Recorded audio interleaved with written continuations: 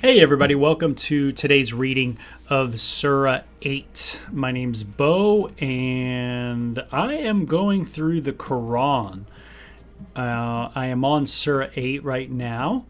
You can always check out my other readings of the Quran on my YouTube channel. Just go to Beau Ouellette, Ouellettee, and you'll get to the page where I do all my readings. I go through the Bible and I also go through the Quran. The reason I do that is so that you guys could see kind of the differences between both of them. There is a vast difference in the way these holy books, if you will, are written, the style, the content even. So there's some similarities, but then there's some vast differences as well. So I'm excited to get into Surah 8. It's been a little while since I kind of got into my reading, a couple days, and this is called the Spoils of War.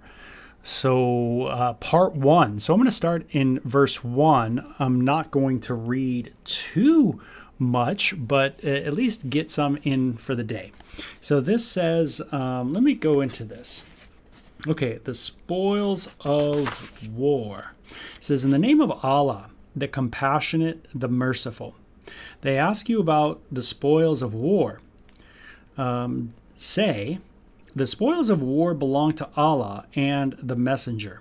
So keep your duty to Allah and settle your differences and obey Allah and His Messenger.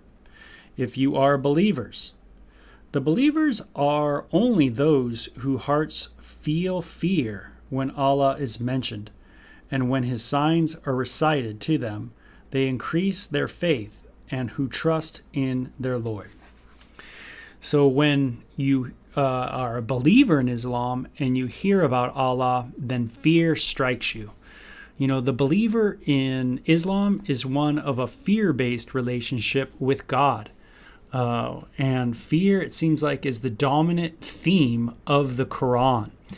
Even though it says Allah is all merciful, all forgiving, there's not any demonstrations like in the biblical text of love, of compassion, other than just God who's far away, a distant God, telling you to follow Him.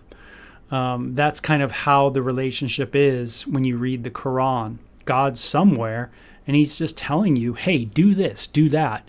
And you're supposed to do it if you have faith, and it's a relationship of fearing Him. So that's very vastly different from the biblical idea of God and the activity of God in the world, His demonstrations of love. So it talks about the goodness of God leads someone to repentance in the biblical texts. Goodness, the mercy, the love of God, this kind of thing. So there's differences, and I want people to kind of see that as they read the sources. It says, the believers are only those whom hearts feel fear when Allah is mentioned, and when His signs are recited to them, they increase their faith and who trust in their Lord, who establish prayer and spend out of what we have bestowed on them. Those are the ones who are indeed believers, and them are grades with their Lord and forgiveness and a bountiful provision.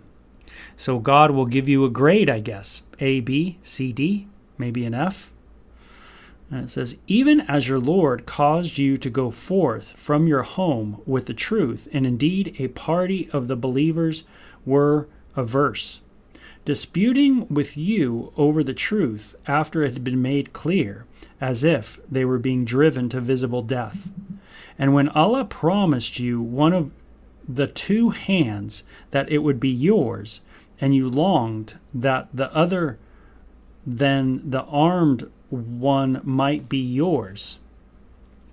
Okay, the Quran is very difficult to understand and read. If you don't believe me, just find out how many hadiths there are trying to help us understand this.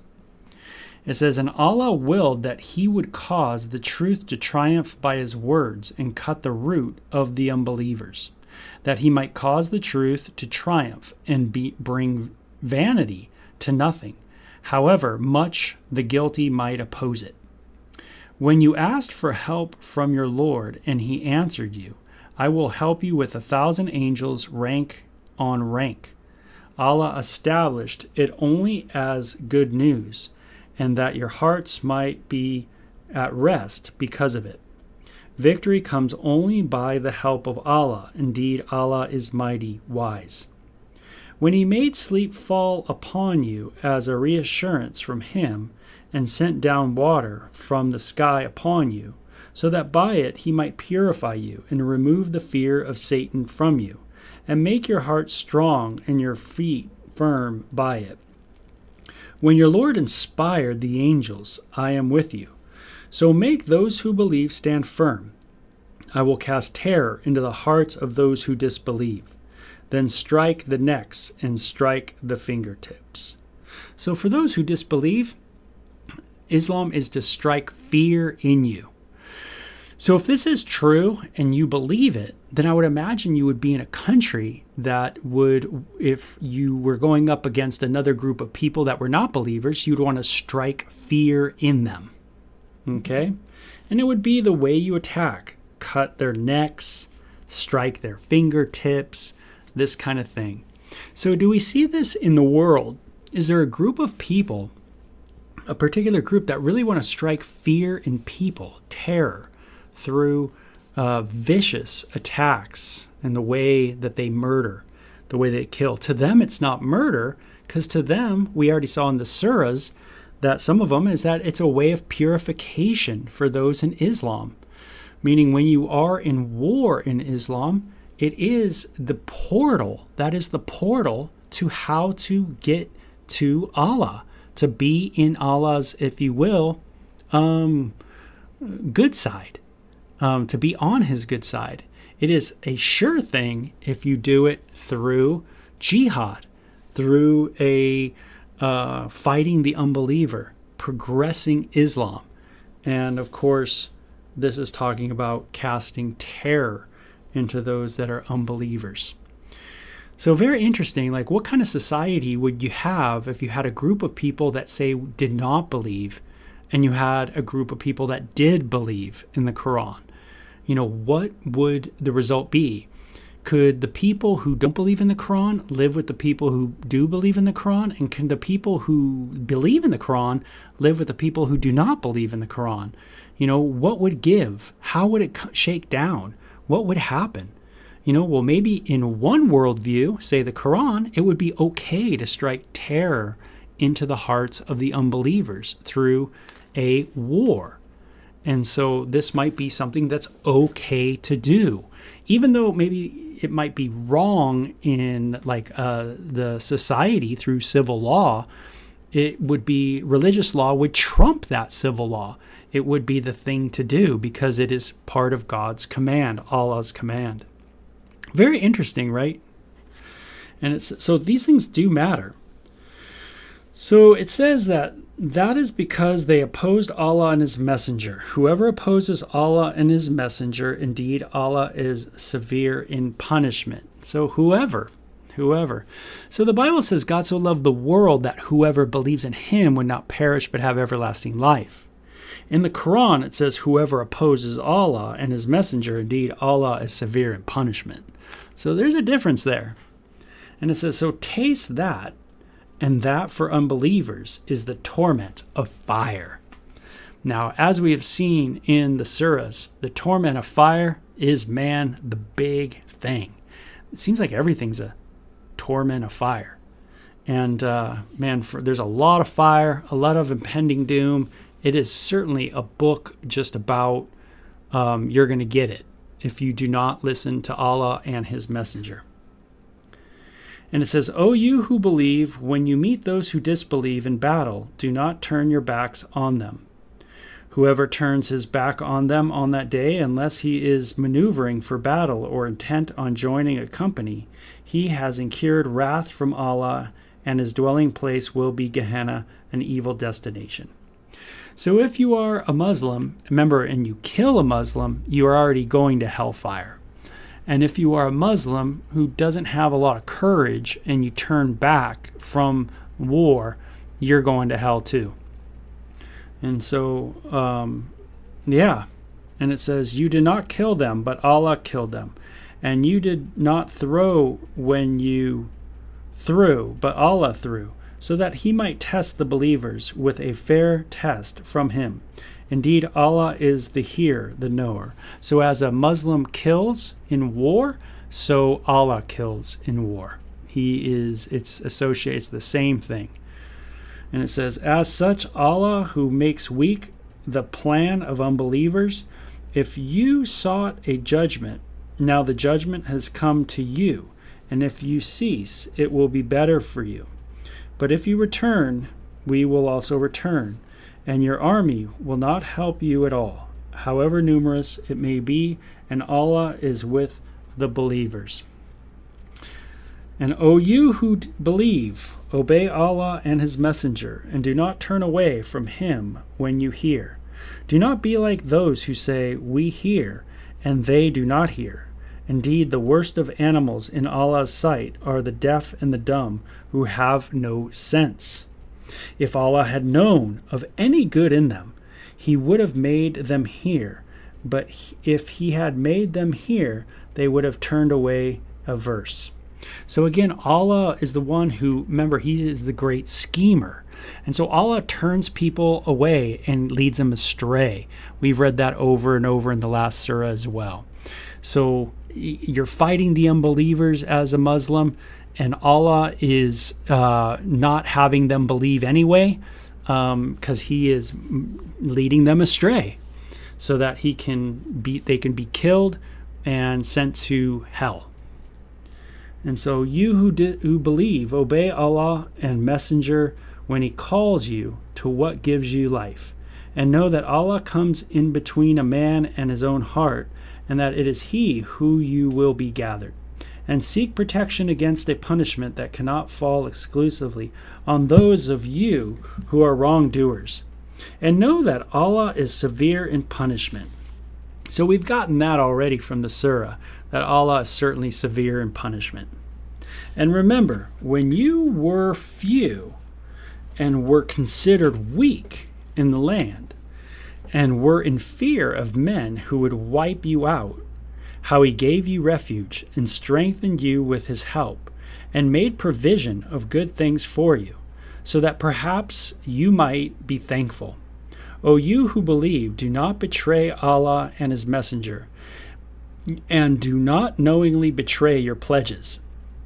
And know that your possessions and your children are a test, and that there is immense reward with Allah. O you who believe, if you keep your duty to Allah, he will give you discrimination and will rid you of your evil thoughts and deeds and will forgive you. Allah is of infinite bounty. And when those who disbelieve plot against you, to wound you fatally, or to kill you, or to drive you out, they scheme. But Allah schemes, and Allah is the best of schemers. Okay, so this is repeated over and over. Allah is like a human being, but he's just a better version. So just as humans scheme one another, try to get over on one another, so Allah is the best of that. He can get over on anybody, and he does. Okay, so that is the God of Islam. Very interesting. And when our signs are recited to them, they say, we have heard. If we wished, we could speak like this. Indeed, there is nothing but fables of men of old. And when they said, O Allah, if this is indeed the truth from you, then rain down stones on us and bring us some painful doom. But Allah would not punish them while you were with them, nor will he punish them while they seek forgiveness. What do they have that Allah should not punish them when they bar people from the sacred mosque, though they are not its proper guardians? Its proper guardians are those who keep their duty to Allah, but most of them do not know. And their prayer at the house is nothing but whistling and hand clapping. Therefore, taste of the doom because you disbelieve. Again, it sounds like a heavy metal song. Indeed, those who disbelieve spend their wealth so that they may bar people from the way of Allah. They will spend it. Then it will become a source of anguish for them, and they will be conquered. And those who disbelieve will be gathered to Gehenna, so that Allah might separate the evil from the good, and the evil he will place piece upon piece and heap them all together and consign them to Gehenna. Such are indeed the losers. Tell those who disbelieve that if they cease, what is past will be forgiven them. But if they return, then the example of the men of old is already known, and fight them until until persecution is no more, and religion is all for Allah. So you just fight until you win the land for Islam. So when you see those signs that say Islam will dominate the world, that's the point of Islam. You know, it's different from, like, say, Judaism. When you read the Hebrew Bible, it's just a tiny bit of land, right? It's going to the promised land, a very small little slab of real estate compared to the whole world, right? And so Israel, the Hebrews take this little piece of land from the Canaanites that were dwelling in there. And they're all descendants, by the way. Everybody is descendants of Noah, right? Noah's kids, Shem, Ham, and Japheth. So it's so here's this little bit of land. There's not like an imperialism, literally conquering the entire world. But Allah certainly is that way, where it's about this kind of conquering of the entire world. So let's see, where are we at? It says, and if they turn, this is verse 40, or verse 39, and fight them until persecution is no more and religion is all for Allah. But if they stop, then indeed Allah is the seer of what they do. And if they turn away, then know that Allah is your protector, an excellent supporter. And know that whatever you take as spoils of war, indeed a fifth of it is for Allah, and for the messenger, and for the relatives and orphans of those needy and the traveler. If you believe in Allah and what we revealed to our slave on the day of Furqan, the day when the two armies met, and Allah is able to do all things. When you were on the near bank, and they were on the far bank, and the caravan was below you, and if you had planned to meet one another, you surely would have failed to keep the appointment. But so that Allah might conclude a thing that must be done, and that he who died might perish as a clear proof, and he who survived might survive as a clear proof. Indeed, Allah is truth, is the hearer, the knower. Okay, so we're going to end there at we're going to pick up in verse 43 next time. But boy, that's an interesting beginning, right?